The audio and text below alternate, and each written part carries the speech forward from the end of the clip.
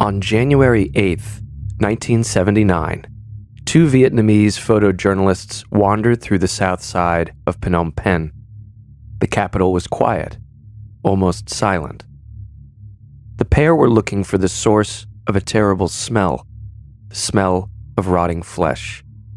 Elsewhere across the city, Vietnamese troops patrolled empty streets. Following the scent, the pair came across a compound, fenced off with barbed wire. It was an old school. Concrete buildings, beaming white against the sunlight. Patches of green grass and coconut trees broke up different blocks of the compound. The two men entered one of the buildings. What they saw were corpses, chained to beds by manacles, their throats cut. In other rooms, whips, chains, handcuffs. In each building's upper floor, they found a series of makeshift prison cells and what looked like medieval torture devices. The two journalists photographed what they saw and ran back to inform the Vietnamese soldiers. What had happened here?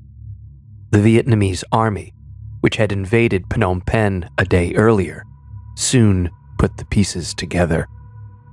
This compound was the main torture center of the Khmer Rouge, which had ruled Cambodia for the past 4 years. This facility was known as S-21. The S, writes historian David Chandler, stood for Sala, or hall, while 21 was the code number assigned to the word Santebal, a Khmer term that combined the words security and police. S-21 and Santebal were names for Democratic Kampuchea's security police or special branch.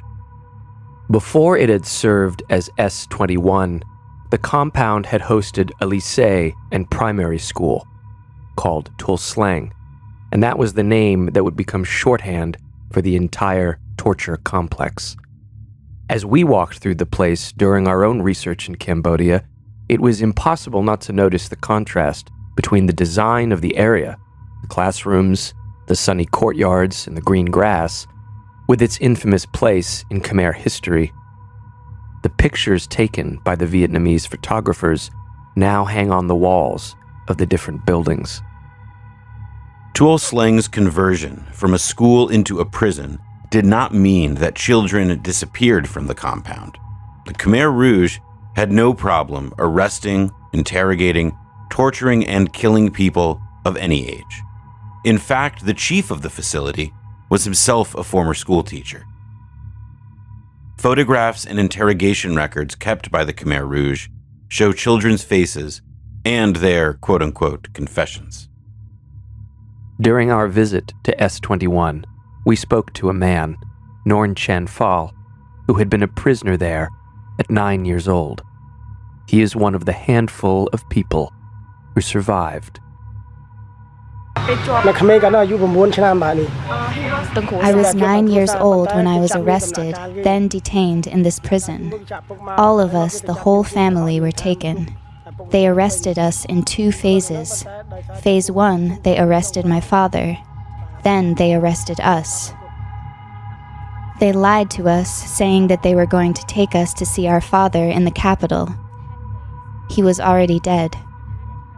Then I was stuck in here. I survived because we were the last victims.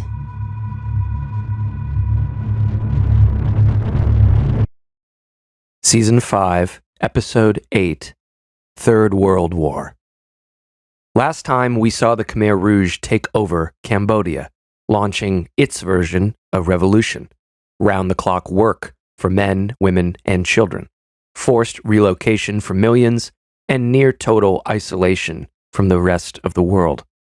This episode will take a closer look at perhaps the most dramatic aspect of their rule, a permanent campaign of torture and extermination. Democratic Kampuchea's bloody and paranoid policies were increasingly fueled by its tensions with the Socialist Republic of Vietnam. In 1977, the Khmer Rouge began confronting what it saw as a racially inferior, yet powerful and intimidating enemy, across its border. In this episode, we will see the skirmishes, massacres, purges, and campaigns against non-Khmers that all lead up to war.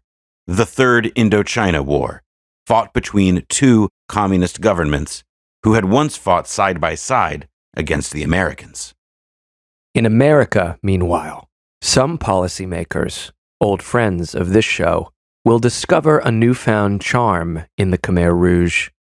They will see a blunt object with which to bash the struggling Vietnamese Republic.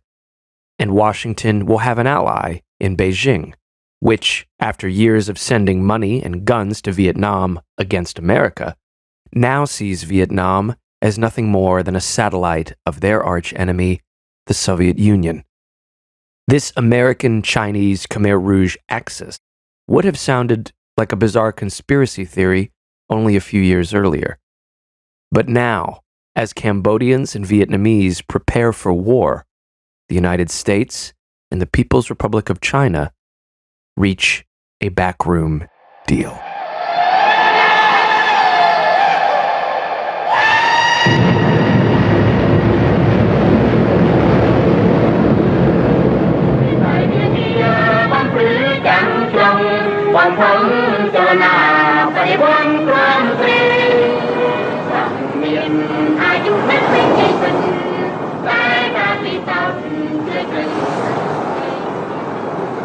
On paper, through 1975 and most of 76, relations were solid between Cambodia and Vietnam. In the wake of the Maya Gez incident, where the U.S. had attacked and bombed Cambodia just weeks after the Khmer Rouge first took power, territorial disputes between Hanoi and Phnom Penh fell to the wayside. But Khieu Samphan, the official Cambodian head of state at this time, later told journalist Philip Short that Pol Pot had been, quote, simply playing for time with Vietnam. 1976 had been a turbulent year for the Khmer Rouge domestically. Only a quarter of Cambodians, writes journalist Elizabeth Becker, were truly behind the government. The yield of the country's now single cash crop, rice, was coming in below expectations. At this moment, quote, the Pol Pot regime needed an active enemy, she writes.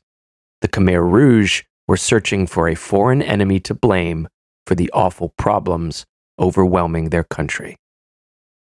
It was in this situation that Pol Pot decided to pick a fight with Vietnam. Thailand, Cambodia's neighbor to the west, was not a plausible long-term enemy, though the Khmer Rouge attacked them as well, and the United States was now receding into memory. But Vietnam, writes Becker, was one of the few threats that could strike a chord in the desperate, jumbled minds of all Cambodians in 1977. We spoke to Elizabeth Becker about how the Khmer Rouge planned and intended to use Vietnam as a scapegoat. They send people out to cultivate rice who don't know how to cultivate rice. Before, you had a great rice harvest normally in Cambodia, sometimes two crops a year. Now they're failing. So instead of saying, okay, we have to find some experts to help us, they start killing people for not just because they failed, but because they have to be agents of the CIA or the Soviet Union or the Vietnam. So then, of course, it gets to eating their own. So you can't, pretty soon you have to start blaming your lieutenants. You have to start blaming that's the eastern sector, and you have to start blaming the southwestern. And pretty soon there are very few people left to blame, so you blame Vietnam. And that's the beginning of the border war. The Cambodian raids on Vietnam began in January of that year, continuing into the summer. Khmer Rouge fighters crossed the border to destroy villages, capture supplies, and to menace a civilian population that believed itself to be at peace. From Phnom Penh, the effort was organized by Cambodian Defense Minister Son Sen. He was, quote, a slender, bespectacled man in his mid-40s, according to Chandler. And like Yang Sari, he had been born into the Cambodian community in southern Vietnam where his parents were prosperous landowners, end quote. Now, he was tasked with gathering rice and other supplies for the war effort, and, in time, squashing any threats to that war effort, and by extension, Khmer Rouge rule. The Vietnamese government, meanwhile, wanted very badly to believe that some elements of the Khmer Rouge were just getting overexcited. For the Vietnamese, keeping up appearances was all important. Well into 1977, Hanoi still held out hope for American aid and did not want to over-anger China, which was the primary Khmer Rouge benefactor. But the ferocious attack launched on April 30th of that year seems to have been a turning point for Vietnam. From the start of the border raids, the government had kept extremely quiet, looking to maintain what the writer Nyan Chanda calls a facade of normalcy. But Pol Pot, quote, seemed to have decided that the pretense of normalcy in the relationship with Vietnam could now be dropped. Chanda continues. On the night of April 30th, 1977, the Khmer Rouge had mounted attacks on a string of villages and townships in An Giang province in the Mekong Delta, killing civilians and burning down houses. The attack on Tin Bien Township alone had caused about 100 civilian deaths. Although the Cambodians had, in fact, been raiding Vietnam's border provinces since January 1977, their choice of April 30th to launch the most vicious attack to date was rich with symbolism. It was the day when Vietnam was celebrating the second anniversary of the liberation of South Vietnam and preparing for the celebration of May Day. Hanoi's response to the Tin Bien attack was, first, to use its air force to bomb Khmer Rouge positions along the border. Then, writes Short, Vietnam, quote, proclaimed a 200-mile exclusive economic zone along the Vietnamese coast. Since the Cambodians had refused to make concessions over the sea border, the Vietnamese presented them with a fait accompli, end quote. After a few weeks, Hanoi got messages through to Phnom Penh. Both sides said they wanted to cool things down. But low-level fighting continued, and tens of thousands of civilians were, quote, evacuated from the frontier areas in anticipation of worse troubles to come. Border trouble between Vietnam and Cambodia in the Mekong Delta. The Vietnamese Defense Minister, General Vo Nguyen Giap, a name all too familiar a few years ago, has made a personal inspection of the area. There have been reports of fighting there for about 4 months, now officially admitted by Vietnam. Tensions kept on rising. Vietnam was running out of non-military options to get Cambodia to back down, particularly as Beijing began making its intentions known. The Chinese leadership has given its first indication that there indeed has been a purge of the country's radical faction. Photographs of Mao's widow, Chung Ching, and 3 other leading radicals reportedly under arrest have been withdrawn from public sale. China had been something of a geopolitical basket case for the past year, thanks to a power struggle between more conservative leaders and the radicals known as the Gang of Four, who increased their power after the death of Zhou Enlai and then Mao Zedong. But in late 1976, the Gang of Four was thrown out. Influential moderates like Deng Xiaoping were returned to power. And despite the Khmer Rouge's affinity for the earthy radicals of the Cultural Revolution, and despite Chinese moderates' skepticism of the Khmer Rouge's extreme methods, the two sides had a historic enemy in common: Vietnam. As Deng himself would later put it, he viewed the Vietnamese as the hooligans of the East. Already by March 1977, the Chinese had begun publicly making noise about the Spratly Islands in the South China Sea, which Vietnam had claimed upon reunification in 1975. And it didn't pass Hanoi by that when Yang Sari, the Khmer Rouge foreign minister, visited Beijing, one of the Chinese military's most senior officials was present. Bit by bit, evidence was accumulating that China was drawing Pol Pot in as a valued military ally and pushing Vietnam away. A June visit to Beijing by Vietnam's Premier Pham Van Dong said it all. At a private meeting with Vice Premier Lee Hsien-yuen, Van Dong had hoped to discuss some kind of Chinese aid for Vietnam's ailing economy. Lee handed Van Dong a list of Chinese grievances against Vietnam and made it clear that relations between the two countries had entered a new era. As Vietnam's trouble with China and Cambodia grew, as its economy was in a deepening crisis, and as its opening to the West floundered, Vietnam saw its margin of maneuverability narrowing steadily, writes Chanda, until it was time to swallow its pride and turn again to Moscow.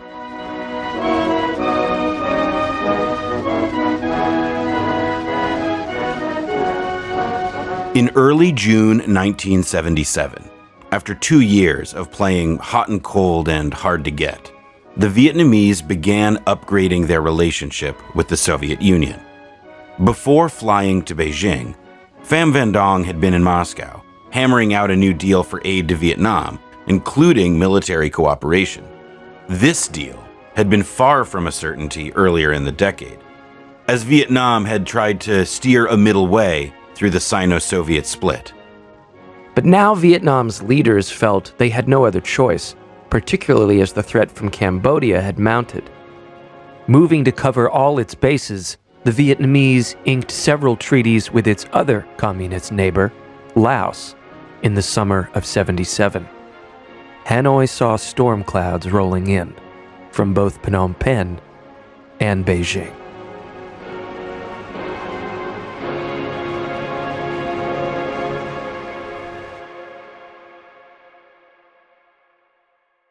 We spoke to another survivor at Tuol Sleng, an older gentleman named Bo Meng. Sometimes a younger relative spoke for him. They accused me of being CIA or KGB. They tortured me to answer their questions until they found nothing. But they didn't let him go. They kept him in S-21. He could survive because he could paint pictures for them. He was stuck in S-21 for 2 years. Before the Khmer Rouge turned the Tuol Sleng complex into its national security hub, S-21 was a catch-all term for outposts where interrogation, torture, and executions were carried out. It wasn't until summer of 1976 that S-21 became synonymous with Tuol Sleng, the otherwise innocuous school compound in southern Phnom Penh. Tuol Sleng was, in fact, only one piece of the nation's machinery of death. There were more informal killing fields all over the country.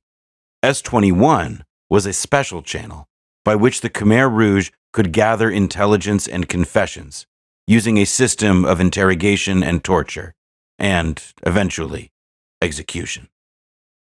Tuol Sleng was the flagship institution.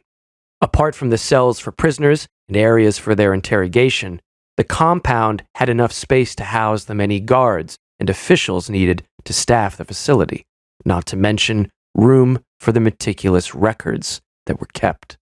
Still, usually cadre underreported the deaths, writes Becker. After all, the government had ordered that the population of Cambodia was to increase, double in 2 decades, to be exact. Strictly speaking, writes Chandler, S-21 was an interrogation and torture facility rather than a prison. Although people were confined and punished there, no one was ever released. The facility served primarily as an anteroom to death, end quote.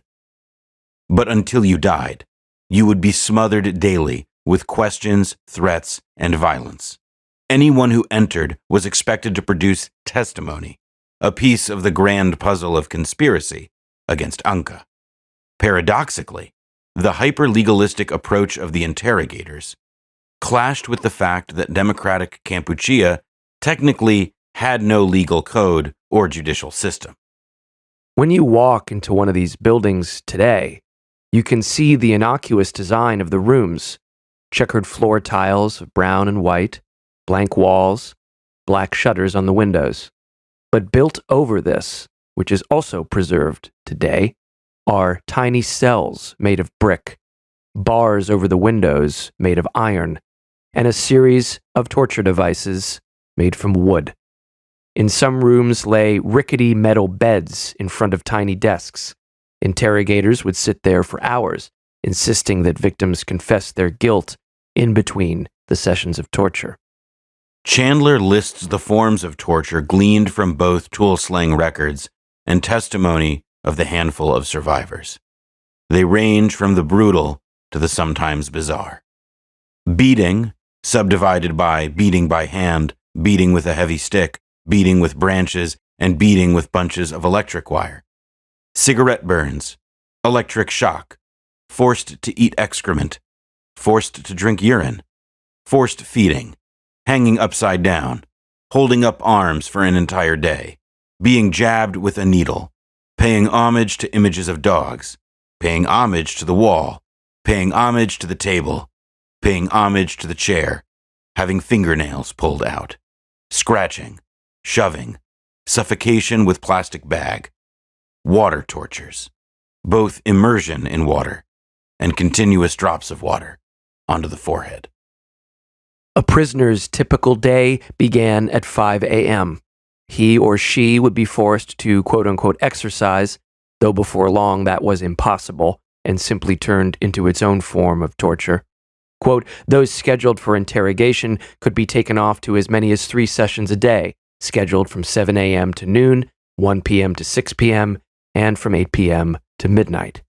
Those who stayed behind were forbidden to communicate with each other. Dutch, the chief of the compound, even set aside specific days for killing various types of prisoners, writes Becker. One day, the wives of enemies, another day, the children, a different day, factory workers, and so on. Dutch was the moniker of the man who ran Tuol Sleng. Real name, Keng Kek Yu. He was a school teacher turned warden, just as Tuol Sleng was itself a school turned death pit. Born into a poor Sino-Cambodian family in central Cambodia, his time as a school teacher was interrupted by Sihanouk's police when he was arrested for communist activities and held without trial. By the time Dutch rose to be the head of S-21, he was known to drive out to observe the mass executions happening in the killing fields just outside the city. Quote, Dutch picked up his expertise in security matters as he went along.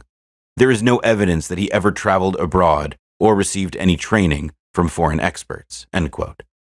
He had been a part of the secret slaughter of the Khmer communists who had come back from Hanoi as the war with America wound down. As indicated by the trove of records left behind, Dutch was a fastidious man and ran S-21 accordingly. He coded reports with his own notes, summaries, and questions in the margins. Quote, the most elaborate of Dutch's memoranda, Chandler writes, was titled The Last Plan. This attempted to weave 2 years' worth of confessions into a comprehensive diachronic conspiracy theory that implicated the United States, the USSR, Taiwan, and, of course, Vietnam.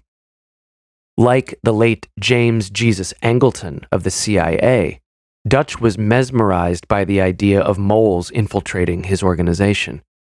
As a mathematician, he enjoyed rationally pleasing models. End quote.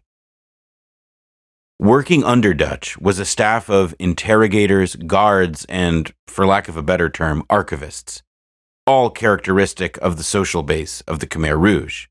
Quote, most of the subordinates at S-21 were young ethnic Khmer from rural areas, writes Chandler. Before joining the revolution in the Civil War, they had been students in primary school, apprentice monks, or helpers on their parents' farms.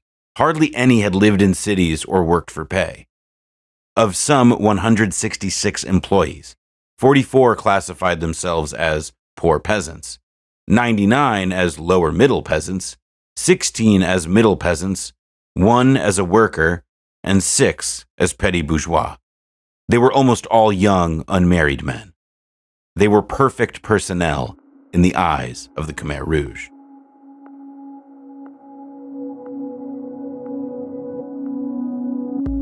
What was the trajectory of S-21's activity as Democratic Kampuchea's revolution progressed?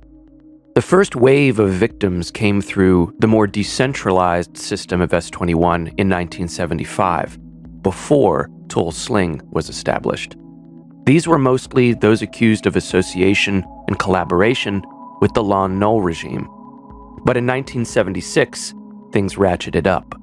There was a growing feeling in Angka's leadership that the ranks of the party, which was still secret to the world, had been infiltrated by enemies.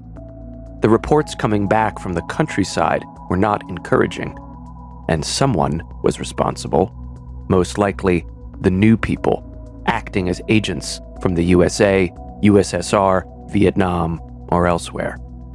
The Northwestern Zone saw the greatest purge, as the center, Angka's leadership, played the other zones against it. Rich peasants who had fought with the Khmer Rouge during the war were executed as class enemies, writes Becker. Yang Sari himself later described this political transformation as a near disaster. The signs of these and other changes can be charted through the records at Tuol Sleng, writes Becker. In 1976, the people executed were members of the Old Society. Of the over 750 executions recorded that year at Tuol Sleng, no more than 12 were Communist Party members. The year 1977 was a turning point, following the change in party directives. The number of recorded executions of party officials jumped. Some 142 workers were killed, the category with the highest number of executions. This purge reflected the party's decision to move ahead with industrialization and consequently to examine the loyalty records of the workers and to murder the proletariat in whose name the revolution was waged, end quote. Listeners may also recall from a few episodes back that the Khmer Rouge had never managed to break through to Cambodia's small working class, and in fact began to stigmatize it as an unreachable group of enemies to the Khmer people. By the next year, it was another inter-party purge, with communist officials this time leading the body count. From the middle of 1977, the overriding principle guiding Pol Pot, Yang Sari, Son Sen, and Dutch beneath them was the threat from the Socialist Republic of Vietnam. Tuol Sleng and its counterparts all over the country would be on one great hunt for Vietnamese minds in Khmer bodies.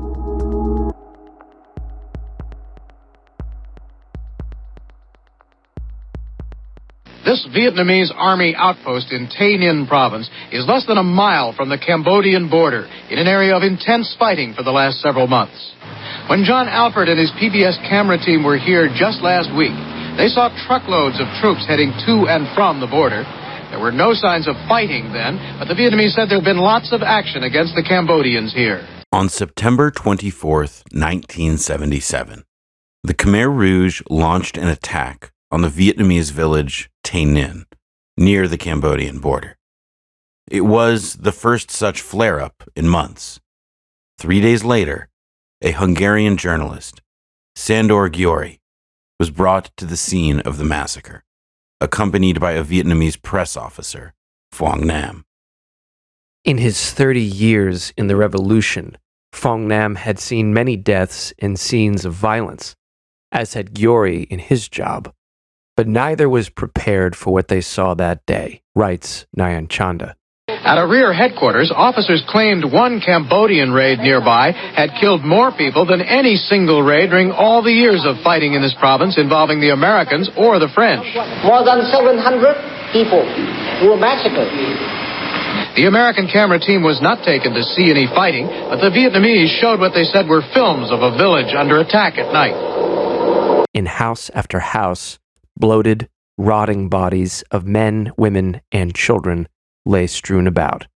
Some were beheaded, some had their bellies ripped open, Some were missing limbs, others eyes.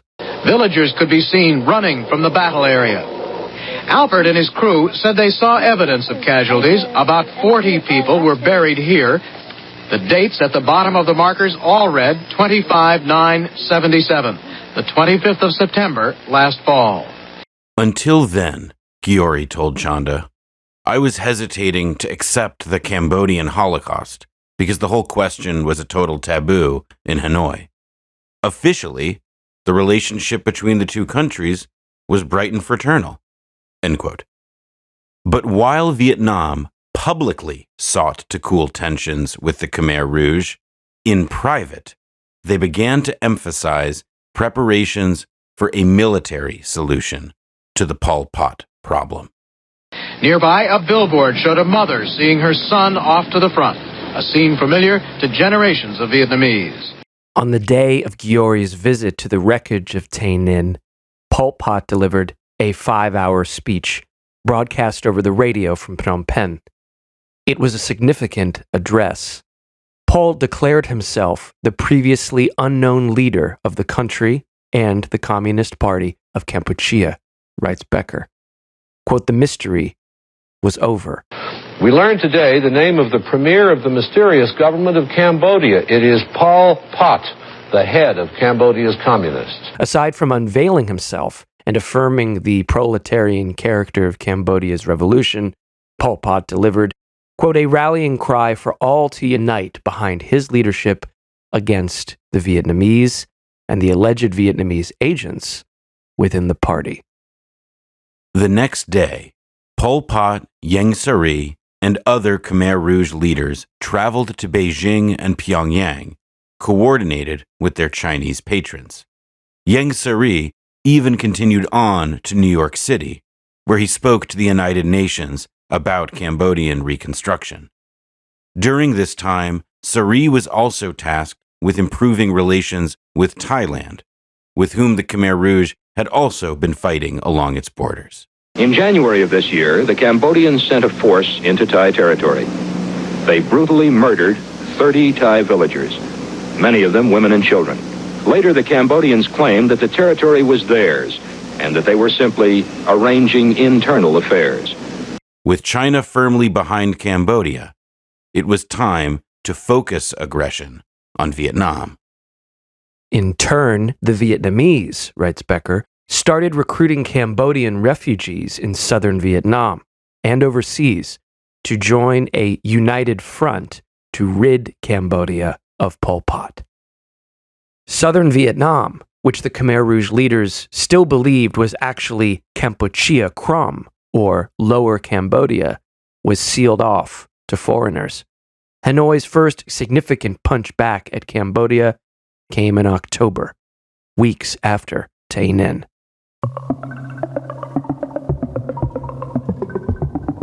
After driving armored columns up to 15 miles into the Cambodian border province of Svay Rieng, the Vietnamese feigned retreat, writes Chanda.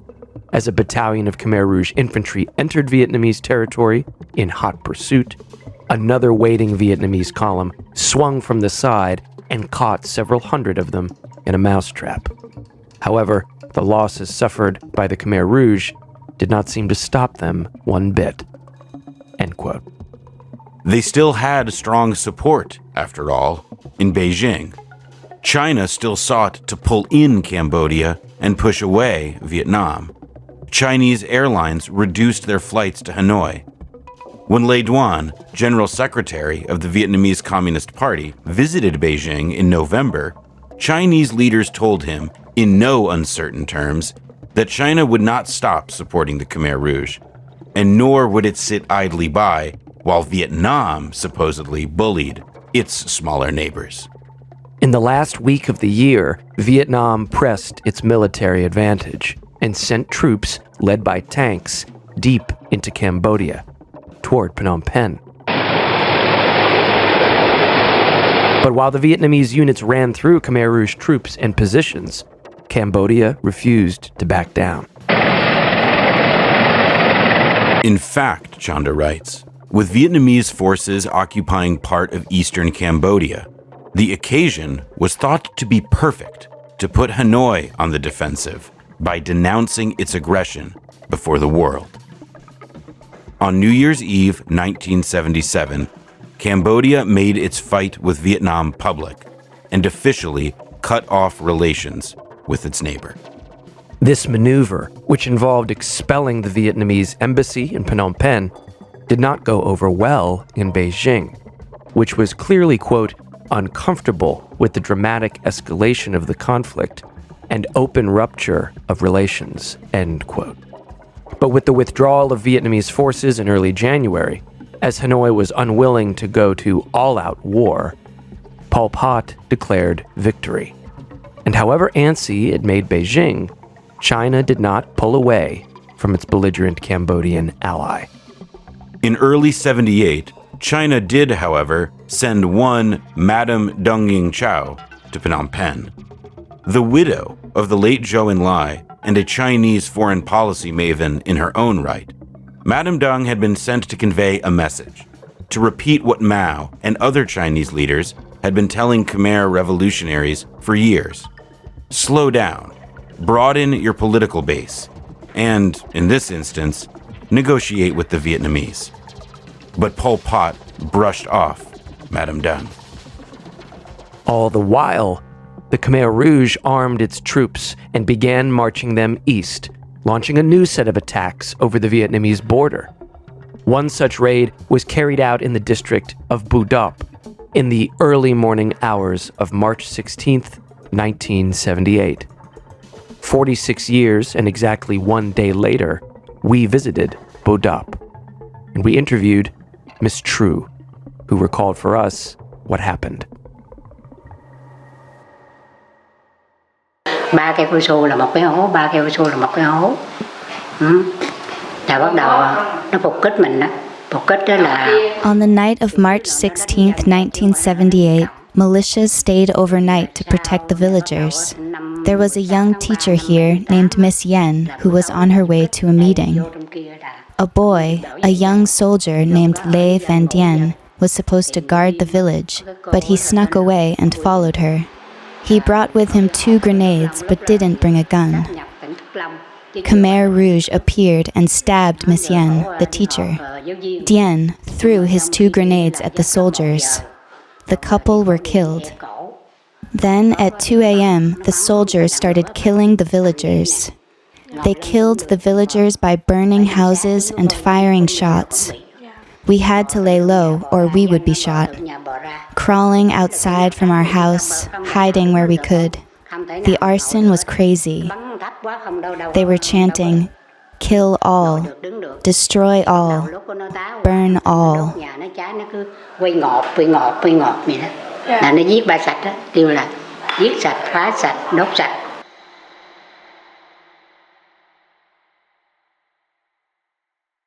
Approximately 250 people were killed at Bu Dap, but it was nowhere near the largest of these springtime 78 massacres of Vietnamese by the Cambodians.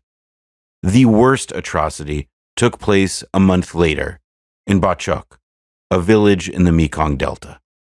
At Ba Chuk, more than 3,500 Vietnamese civilians were killed, hunted down with guns, dogs, grenades, and knives. One woman, later speaking to the International Herald Tribune, said that, quote, she was forced toward the border with parents, siblings, husband, and 6 children. Suddenly, the Khmer escorts began clubbing the children. Her youngest daughter was struck violently on the head 3 times and cried, "Mother, mother." The woman fainted, and when she regained consciousness, everyone was dead, and she was covered with blood. Although Cambodia and Vietnam would meet diplomatically through the summer, the 2 countries were increasingly locked on a course for more war.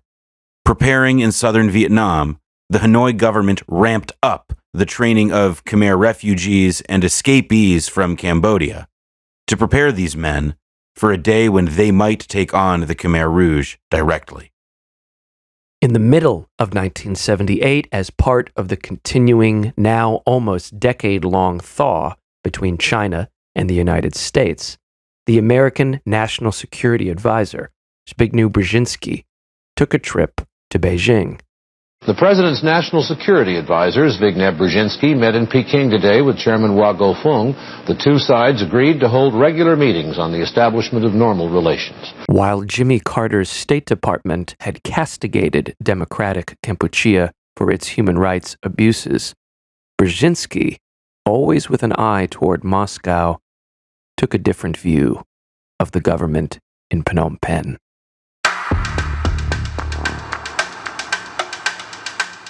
Last season, we told a story about Afghanistan.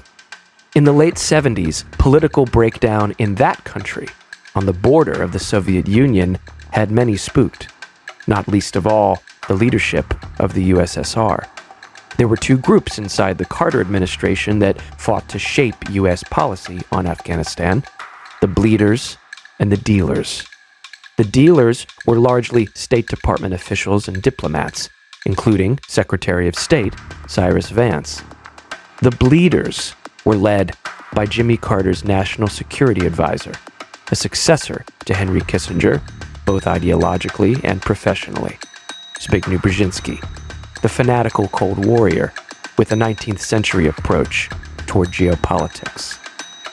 Whereas the dealers looked to negotiate with the Soviets and their allies, bleeders like Brzezinski were always looking for an angle to strike. He did not believe the Soviet Union could be reasoned with, let alone partnered with, to solve world problems. In Afghanistan, he designed a policy that would become known as the Afghan Trap. Its purpose was to fund and support heroin trafficking gangs of Islamic warlords, to draw the Soviets into the country and give them, quote, their own Vietnam. 1 year before the invasion of Afghanistan, in the case of the actual country of Vietnam, and its war with democratic Kampuchea, Brzezinski devised a similar plan. Without much previous interest in Indochina, notes Becker, Brzezinski was suddenly all over it. From the very start, he declared it a proxy war between China, supporting Cambodia, and the Soviet Union, puppeteering Vietnam. The United States, Brzezinski argued, must intervene on the right side, as usual, against Moscow. The dealers in the State Department and elsewhere did not agree that the Soviet Union was driving the conflict, nor that Vietnam was a mere client state working for their masters in Moscow. And, much like in Afghanistan, the dealers thought Brzezinski was pursuing senseless escalation in Indochina. But what Brzezinski knew was that at this moment, there was a growing shift to court China in the wake of major political shifts post-Mao with the demise of the Gang of Four. And by now, the Sino-Soviet conflict had influenced Vietnam to, essentially, pick a side with the Soviets, signing military agreements, voting with them in international fora, and allowing them greater access as a trade partner. Beijing and Hanoi, as we've seen, were instead growing ever more hostile, fighting over their borders and the status of Chinese minorities inside Vietnam. In 1978, Brzezinski championed Beijing's arguments, writes Becker. Whereas Kissinger mined the Soviet-Chinese-American triangle to win concessions from both communist powers, Brzezinski was willing to alter the triangle into a Chinese-American entente against the Soviet Union, end quote.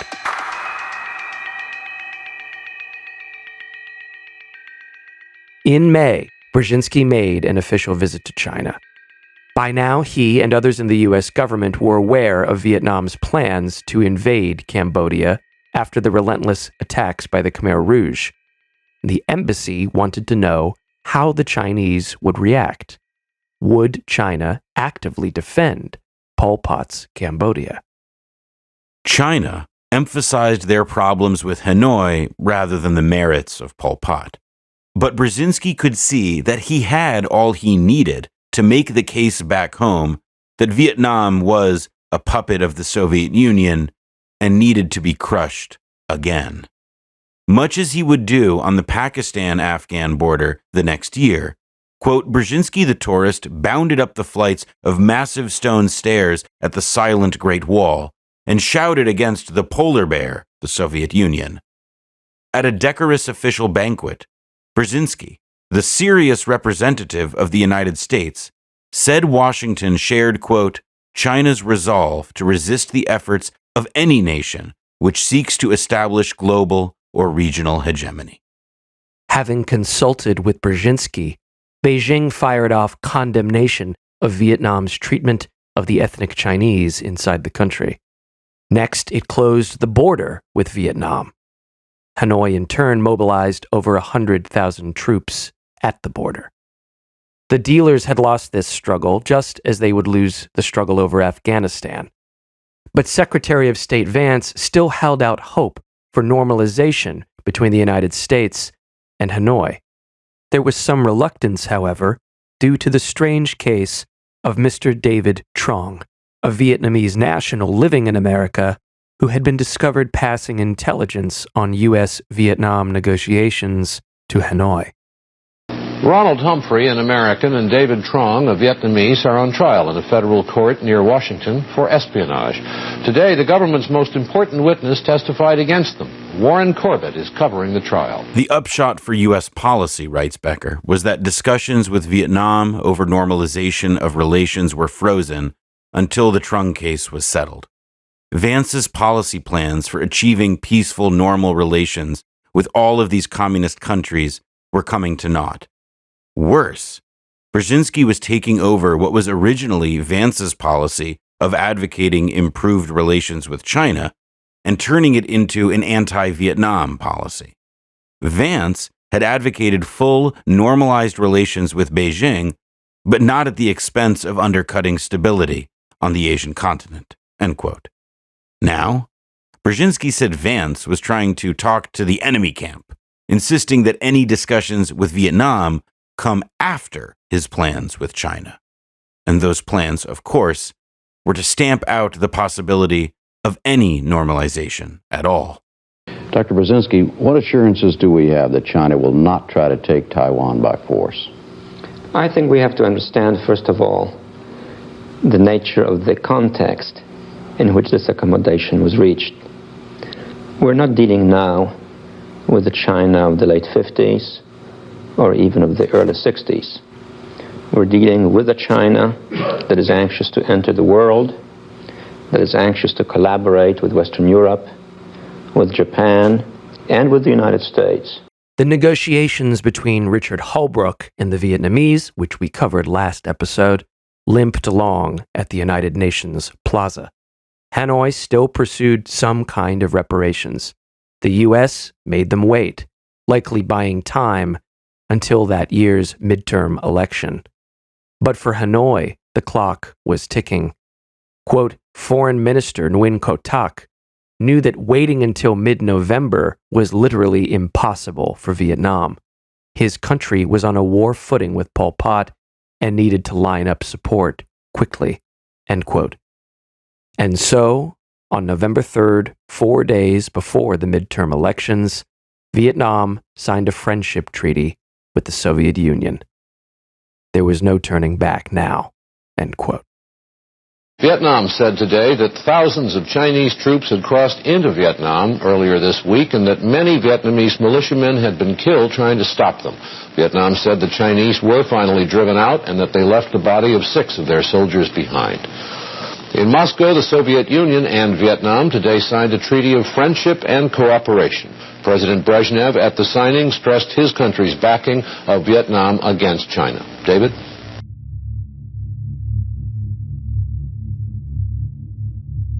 Well before the Khmer Rouge ever took power, during the reign of Lon Nol, around 250,000 ethnic Vietnamese people living in Cambodia were rounded up and driven out, excluding the thousands who had been executed by the government.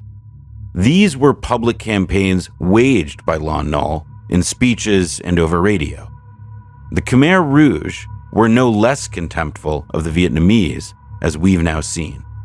And at first, they too went for deportation rather than outright killing, according to the UN tribunal convened many years later. Quote, until late 1976, the Vietnamese were targeted for expulsion.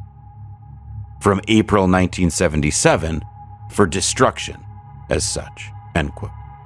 Unlike Lon Nol, the Khmer Rouge witch hunts and their aggressions on the Vietnamese border were carried out, like nearly everything in democratic Kampuchea, with the utmost secrecy. But thousands of Vietnamese remained in the country, and soon the Khmer Rouge's logic begged for a final solution. The UN Tribunal's summary of judgment identifies several mass killings of Vietnamese inside Cambodia. This was, of course, part and parcel of the growing struggle against Vietnam itself, as shown by the massacres over the border, where democratic Kampuchean troops massacred tens of thousands of Vietnamese citizens. In the halls of S-21, Dutch, for his part, had spent many months at Tuol Sleng piecing together evidence, quote-unquote, of a massive underground party of enemies organized and directed by Hanoi. In speeches in various parts of Cambodia throughout 1977 and 78, as all Vietnamese residents were being hunted down for extermination, notes scholar Ben Kiernan, numerous Khmer Rouge officials announced their ambition to, quote, retake Kampuchea Krom, better known as Vietnam's Mekong Delta. The enemies brought into S-21 in 1978 were overwhelmingly accused of collusion with Vietnam, writes David Chandler. These deliberate killings occurred on a massive scale and were systematically organized and directed against the Vietnamese, reads the tribunal judgment. In each case, it continues, Vietnamese were targeted not as individuals, but based on their membership of the group and their perceived ethnicity. This happened under the umbrella of the Communist Party of Kampuchea's policy to specifically target the Vietnamese, including civilians, as a group, end quote. After the mass deportations and the pogroms of the Lon Nol regime, and the subsequent deportations and killings under the Khmer Rouge, around 20,000 ethnic Vietnamese remained in the country, and by the time the Khmer Rouge were finished with them, only a few dozen survived. Journalist Wilfred Burchett, generally writing sympathetically of Hanoi, actually criticizes Vietnam's own silence about the massacres at the time. Quote, Hanoi's long silence as to what was going on along the frontier, it was a case of misplaced loyalty to the international revolutionary movement, and it was well exploited by Vietnam's enemies. Campaigns of extermination were not limited to the Vietnamese. Quote, Cambodian xenophobia extended to its most respected ally, writes Becker, the Chinese.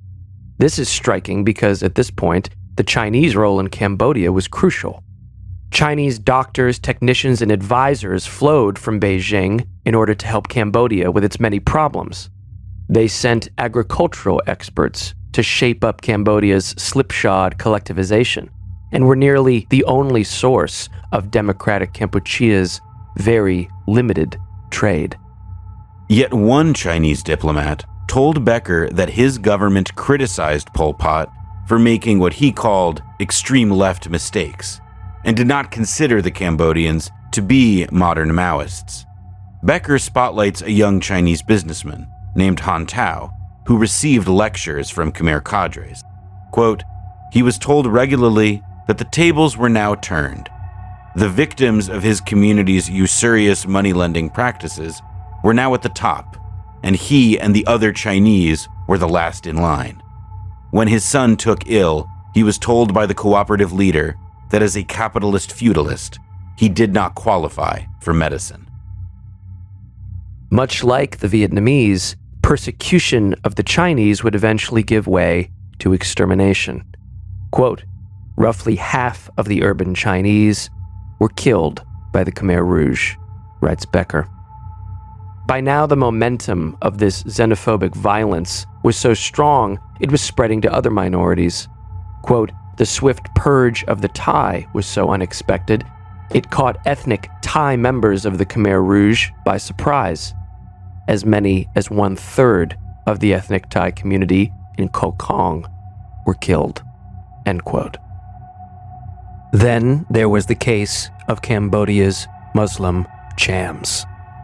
This indigenous ethnic group, which had practiced Islam since the 17th century, had been supportive of the communist opposition in years past and were tolerated by the old communist movement and even the Khmer Rouge during the early years of the war against the Americans. But as we recall, with the war winding down, the Khmer Rouge areas began to enforce a uniform culture. And once in power, Angkor fully turned against the Chams, forcing them to assimilate. Quote, to look Khmer, they had to cut their hair, shave their beards, and wear clothes that further robbed them of their identity. They were forced to eat pork at gunpoint as a test.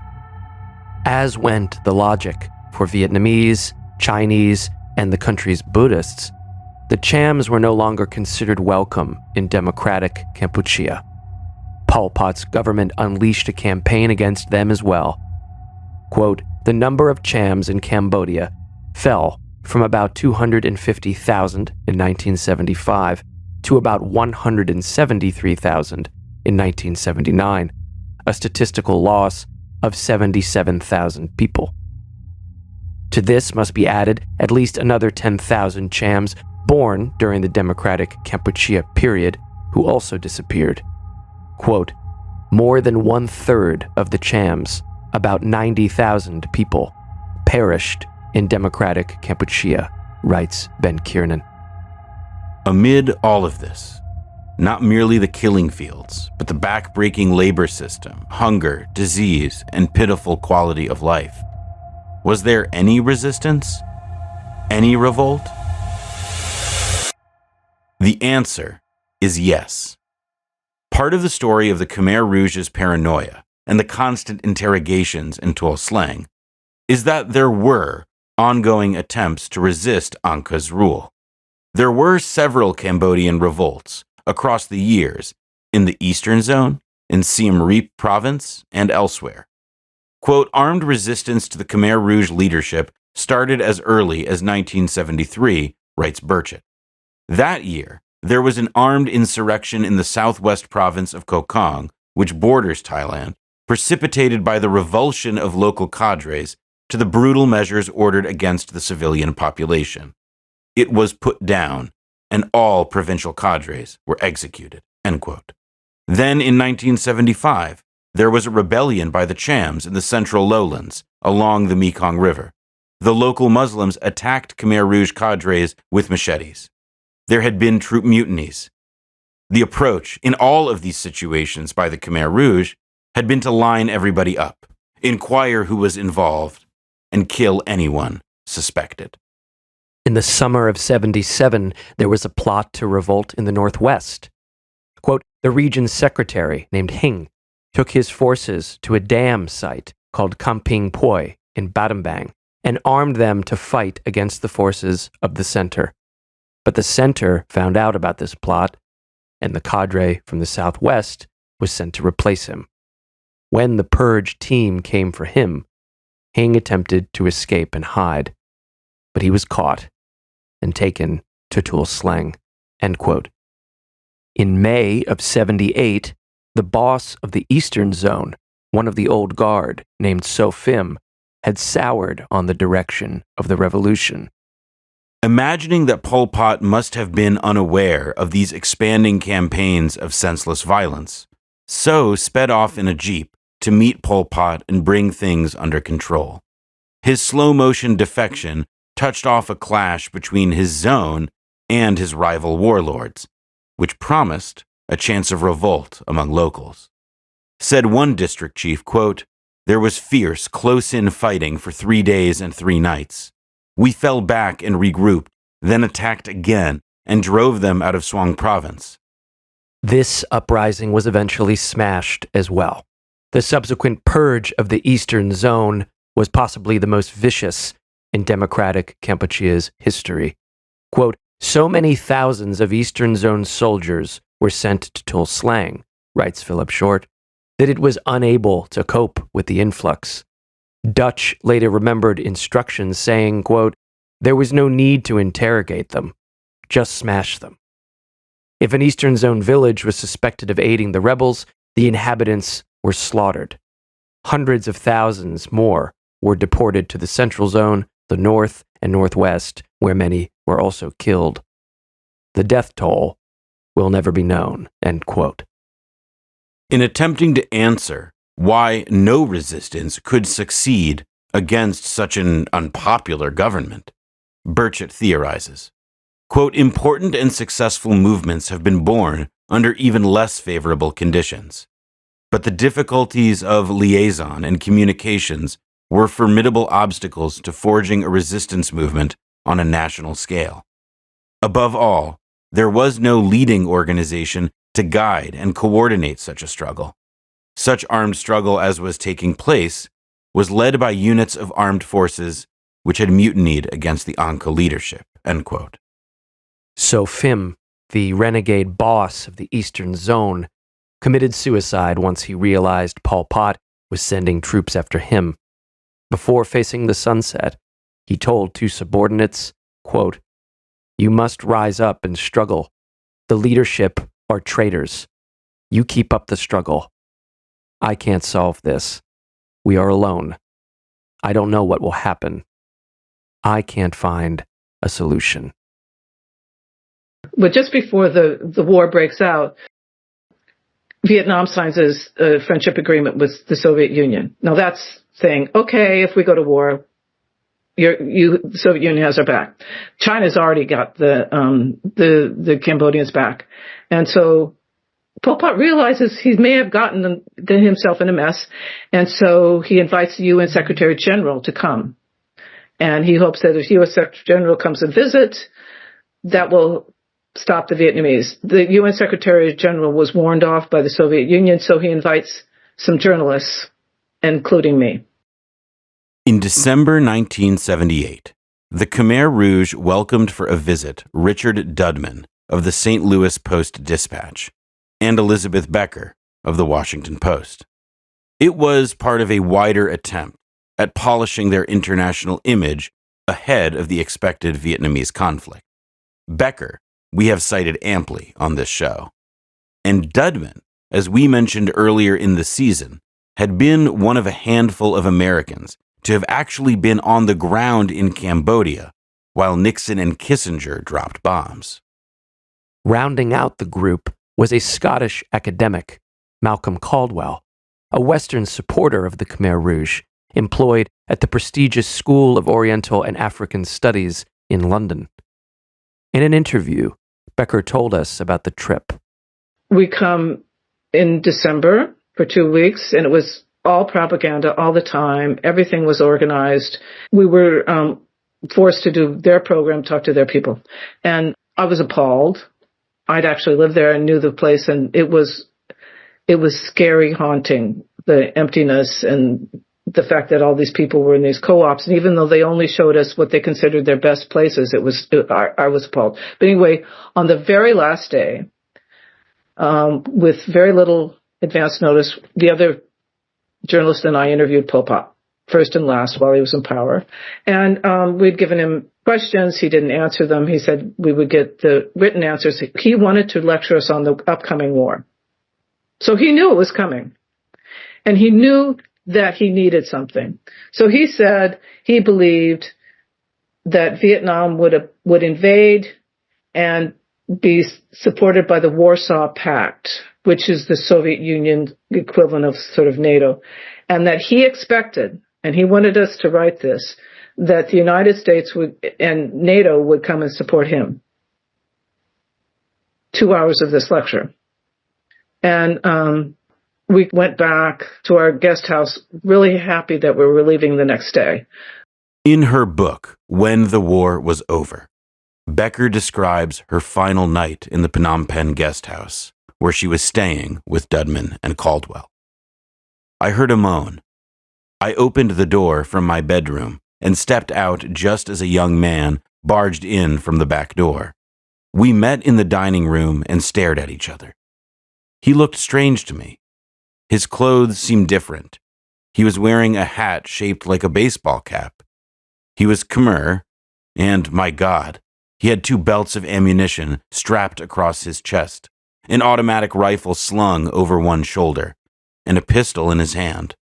And he was pointing the pistol at me. I thought he looked more frightened than I felt, and I felt as if my body would burst from fear. I yelled, "No, don't shoot." I ran into my bedroom, shutting the door but forgetting to lock it. I kept running into the adjoining bathroom and jumped into the bathtub. I lay stomach down inside the tub. I wasn't thinking. I was moving by instinct, and some part of me remembered advice during the war years, when I was told that the tub was a porcelain fortress and the best protection any house offered from stray bullets. Eventually, one of Becker's Cambodian hosts knocked on the door. The intruder had been killed. Dudman was safe, too, but Malcolm Caldwell, the academic, had been murdered. In her book, Becker reports that men from the Khmer security forces were allegedly executed for the killing. Speaking with us, Becker gave her take on why this killing had happened at all. There are many hypotheses of why that happened to us, but the only thing that I believe wholly is that within the government DK circles, someone wanted to send a message, don't send any more witnesses down. We don't want you to see what's going on. On December 23, 1978, Becker and Dudman arrived in Beijing with the corpse of Malcolm Caldwell. 2 days later, Christmas Day, Vietnam launched its invasion of Cambodia. The Vietnamese goal? To eradicate the Khmer Rouge government once and for all. The Pol Pot forces were put into massive disarray. So the original tactic did work. It did establish the command, and it did get the Vietnamese into Phnom Penh, where they could quickly claim victory. It took some 2 weeks to reach Phnom Penh. On December 25th, foreign radio stations reported that the Vietnamese had launched a large-scale attack on Cambodia. Heavy fighting was going on. A 14-division push, including armored units and air power, and crafted by the same Vietnamese general who had organized the taking of the South in 1975. Vietnamese forces dashed inward, targeting Khmer command positions before blossoming out, in the general's parlance, and destroying defensive positions from behind. Within a week, writes Philip Short, quote, the Vietnamese main force, consisting of more than 60,000 men, had smashed through the Khmer Rouge defense lines, heading up Highway 1 and Highway 7 to Phnom Penh. To cap their stunning victory, the Vietnamese had even planned to kidnap Sihanouk from house arrest. But just a day before Phnom Penh was captured, the prince was released by the Khmer Rouge and flown out to China. The Vietnamese did all of this while still refusing to admit they were invading Cambodia. Denials issued both in private to friendly governments such as Sweden's and in public at the United Nations. Before long, however, the Vietnamese would debut their hand-picked Khmer leaders, the Salvation Front. The group officially formed on Vietnamese soil a month earlier, composed largely of escaped or purged Khmer Rouge members, and quickly began operating from occupied Cambodian territory. Pol Pot himself and the leading Khmer Rouge then fled to the jungle, only hours in advance of the Vietnamese juggernaut. As his army was collapsing, Paul met with the chairman of the Canadian Marxist-Leninist Communist League one day, and then with, quote, an obscure left-wing Peruvian newspaper editor the next. In a Friday, January 5th radio address, Paul even suggested Cambodian forces were winning the fight. But beginning the next day, eminences such as Sihanouk and the Chinese and Yugoslav ambassadors began slipping out of the country through Phnom Penh's airport. In the days following, the majority of the Khmer Rouge leadership began fleeing the capital, boarding helicopters, planes, and automobiles. This left 40,000 workers and soldiers, as Short puts it, to fend for themselves.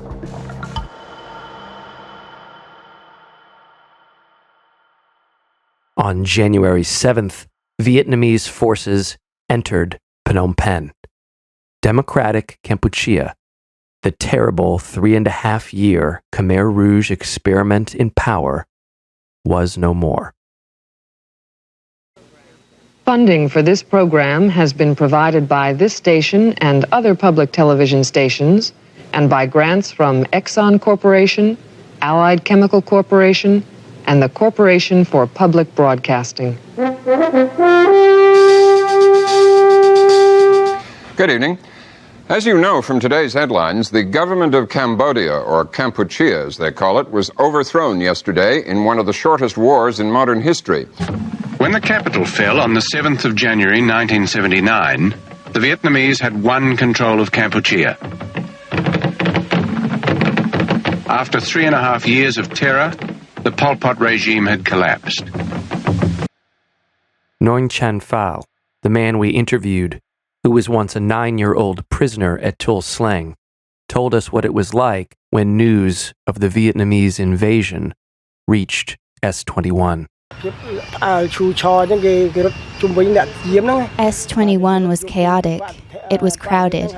The guards ran around the area. The guards shouted at each other over and over to bring all the prisoners outside because the Vietnamese soldiers and the Khmer People's National Liberation Front brought the fight into S-21. At this point, they took my mother away. My mother reminded me to look after my siblings and to not give up on them. I never saw her again. When the Vietnamese arrived, they freed the prisoners. I was still feeling scared as I didn't know who they were. They gave us food to eat and we hesitated to eat. They couldn't speak the Khmer language. After that day, S-21 was closed down for good.